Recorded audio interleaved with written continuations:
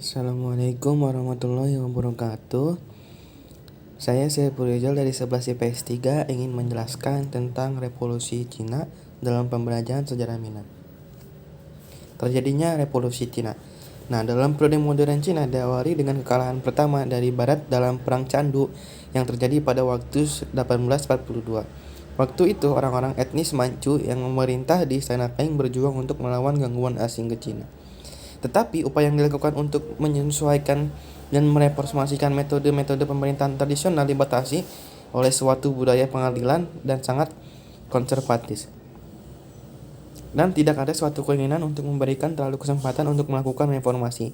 Setelah kekalahan di dalam Perang Candu kedua yang terjadi pada tahun 1860, Qing berusaha memodernisasi dengan mengadopsi teknologi barat dan melalui penguatan diri dari tahun 1861. Di tahun 1861 sampai 1864 melawan Taiping, 1861 melawan Nian, 1866 sampai 1868 kaum Muslim Yunan, dan 1862 sampai 1807 Lautan Barat. Pasukan dari imperial tradisional terbukti tidak kompeten dan menunjukkan lemahnya dari pemerintahan imperial. Di tahun 1895, Tiongkok mengalami kekalahan yang lain di dalam periode Perang Tiongkok-Jepang pertama. Kekalahan tersebut menunjukkan bahwa masyarakat feodal Cina tradisional juga perlu modernisasi jika berkeinginan untuk mencapai suatu teknologi dan komersial. Frustasi Istana Qing karena meningkatnya tuntunan imperialis dari Jepang dan Barat, dan juga keinginan untuk melihat Cina bersatu mendorong munculnya gerakan-gerakan nasionalisme yang membawa suatu revolusioner. Ide revolusioner yang diberikan oleh orang Tionghoa yang tinggal di suatu tempat di luar negeri, yang utama di Asia Tenggara dan Amerika. Umumnya mereka akademis berpendidikan Barat mulai mendesak untuk revolusi atau reformasi langsung.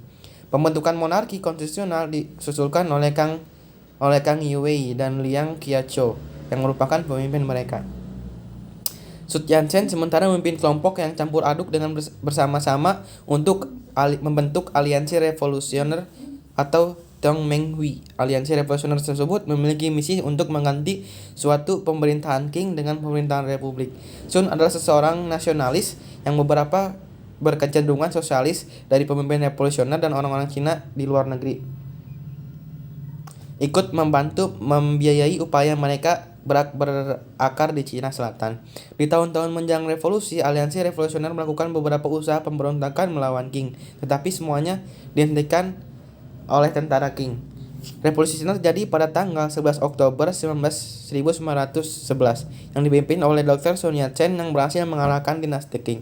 Revolusi tersebut menyebabkan rakyat kecewa kepemimpinan dinasti Qing, semacam kalah perang melawan bangsa Barat, ketidakberhasilan kaisar-kaisar pemimpin, serta menderita semakin berat menyebabkan revolusioner tidak bisa terhindarkan.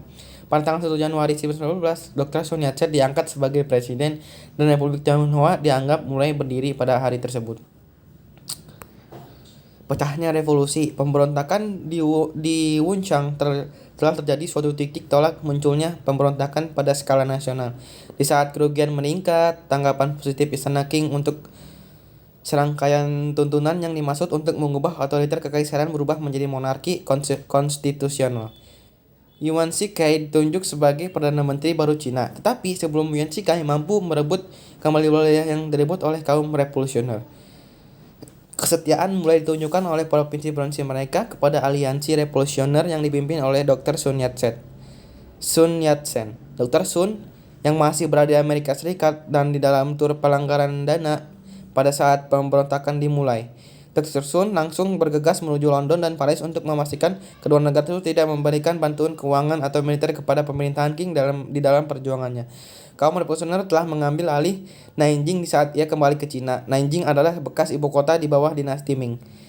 Dan perwakilan dari provinsi mulai berdatangan untuk pertemuan nasional yang pertama kali. Mereka bersama-sama memilih Dr. Sun sebagai presiden sementara Republik Tiongkok yang baru berdiri. Sekian dari saya, terima kasih.